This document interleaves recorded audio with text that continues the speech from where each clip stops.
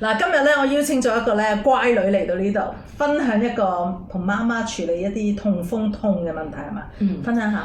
係啊，佢咧之前咧就我媽成日都出入醫院，咁係因為咧隻手腳咧就腫脹，其實咧就因為係乜嘢？痛風。痛風 OK。係啦，醫生話主要係痛風，咁所以咧其實我哋都唔知點處理佢㗎，喺屋企咧都係揾啲油啊，揾啲咩咁樣捽佢，或者都揾啲幫佢冰敷咯。但去到個程度佢唔得嘅，都係要入去醫院度去處理啦。咁但係今次咧我就上咗工作坊，我就認識咗呢支叫熱槍同埋呢一支痛風止痛油。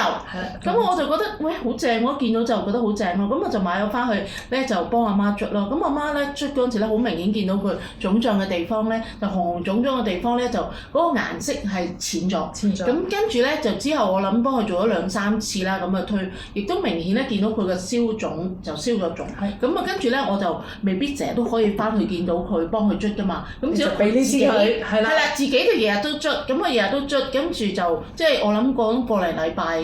你再翻去見佢？我再翻去見佢，咁我而家見佢完全都消咗腫啦。哇！咁嗰啲痛係點啊？佢而家痛，佢就話俾我聽，其實已經唔係點痛。哇！嗱，好厲害，因為咧呢個伯母咧，我係邀請阿 Joy 買埋呢個納木丸或者納木茶翻去幫佢排毒，但係因為媽媽身體有啲情況啦，佢就唔適宜飲咁多水，所以淨係用呢一個舒痛油咧，呢一個痛風舒痛油咧已經大大減痛。嗯， very good。係啊。